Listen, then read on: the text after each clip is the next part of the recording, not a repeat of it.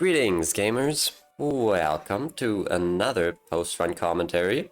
This time, we're looking at Shy Scrambla, which is another Sublime that I got recently that was only made possible earlier this year with the introduction of elemental reactions. Shy Scrambla was actually one of the first battles to have her elemental reactions added. And the elemental burn is a very useful tool in our quiver when trying to go for exact kills. Because that's the thing about this fight, we don't actually have to do anything special, theoretically. The idea of the fight and of the strategy for getting the Sublime is just to minimize overkill on all of her spawns while breaking 14 large Maws, 28 small Maws, and the 3 chargers, the like chasing spawn, and then finishing the fight with another large Maw. So in theory, this is just basics. This is fundamentals. Reduce overkill and then finish the fight with a big charge shot to destroy one more spawn. And that's enough score for the Sublime. However, this was basically impossible for the longest time because the 3 different types of spawns have wildly different fear amounts that are like totally incompatible. And so it was always impossible to come up with exact kills for all 3 of them. But using the elemental reactions, we can actually do it. I'm gonna put a breakdown of all the exact numbers and the potential ways to destroy the spawn in the description, because that's kind of outside the scope of this video. I could sit here and talk for an hour about everything that goes into this fight, but let's just begin and I'll tell you the gist of it. I'll tell you what you need to know right after we get out of this failed run right here.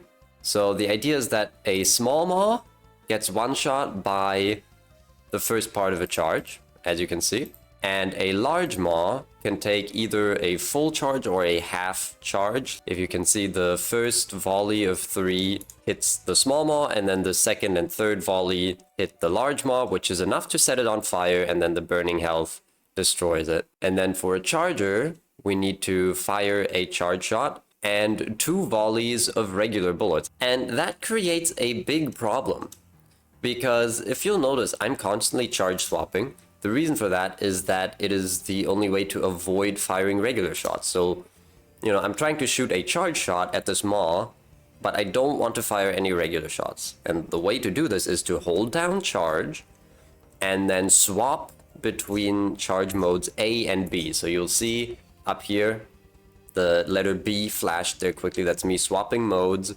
where A is, of course, hold to charge, release to fire, and B is hold down to automatically charge and fire. But we need to fire regular shots at the charger. So you need to either actually physically hold down your charge key, or futz with like a more involved macro, which I didn't do for several reasons. So I actually ended up getting a foot pedal for this to act as my charge key, and that worked quite well. At 35%, Scrambla herself appears and enters the picture. The second phase is actually not that hard. I would argue it can be easier at times once you kind of get your foot in the door, because the time between spawns is longer than it is in phase 1. Or maybe I imagined that, but it really felt that way. So now you'll see I end up letting this spawn run off screen, which spends the chrome heart, but that's fine. And that's the gist of how most of this fight goes. It's basically Kyonoto again, where for the most part we are hoping to not have any spawns appear in our line of fire. This small Maw appeared right behind my charge shot, but it's actually fine because the, you know, second and third volley of the charge combined to deal just as much damage as just the first one. So it's still an exact kill, so long as it doesn't take a burn tick between the 2 hits. Burning ticks are every 12 frames, so 5 times every second. So it's kind of a toss-up whether that ends up giving you overkill or not. And the leeway, the margin for error of how much overkill we can deal is very slim. So we're now getting close to the end of the fight. You'll see there's just a bit of fear left. You see I kind of end up checking my numbers. And you see this spawn breaks, and we just have like a magic pixel of fear left. So now what we need is to break another large maw. And you may ask, how do we do this? Because the charge shot doesn't deal enough damage in one instance. It's only enough for the small maw, and the large maws have more than double the HP of a small maw. So what do we do? How do we do this? Well, we need to increase our damage, and the way we do this is with anxiety and Revita Heart. We use both, and we have to take 2 hits in order for Revita Heart to be maxed out and give us enough damage. But we can't lose our extraction bonus.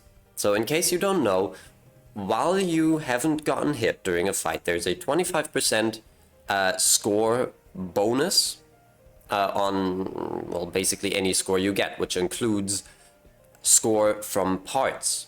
When you get hit once, this gets reduced to a 10% increase, and when you get hit another time, it is removed altogether.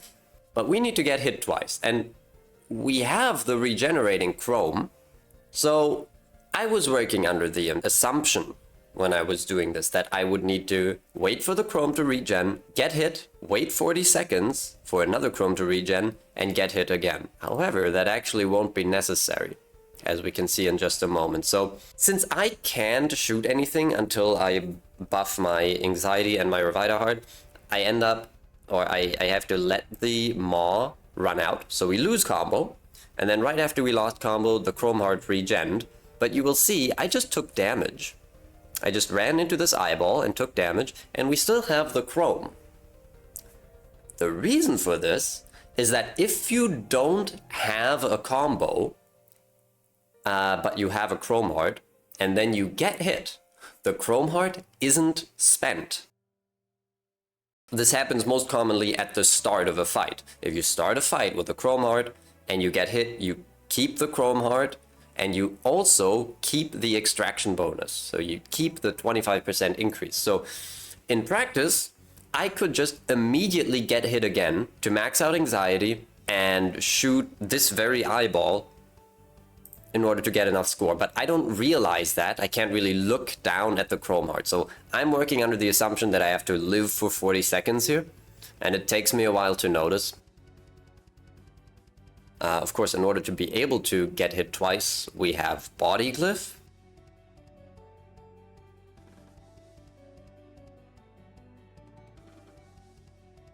I think right about here is where I notice that I still have the chrome heart, and then I kind of figure it out as we go. So I get hit again, Revita Heart is maxed out. Now our charge shot is going to deal enough damage to one-shot a large maw. And so I decide to go for this one down here. And it's actually funny. I very nearly die. Like I'm pixels away from death here. But I end up getting it, shooting it, and it's enough to get the Sublime. And it's actually funny, because this fight isn't an FC. It's not a full combo. However, it's like a 99.9% combo, so we barely lose any score from dropping combo, and it's pretty funny. You can't do it with a full combo because there's not a single equip slot left for utility in this build, not one. Yeah, that's kind of the short form of the explanation of this fight. Like I said, there's a lot more to potentially talk about, but I'll do that in the description. And let's just listen to my live reaction, okay? I was very excited. It worked! It worked! Yes! Don't you love it when a plan comes together? I was very happy with myself. And I still am. Now, I'm not quite out of fights in Ultra Quick Play.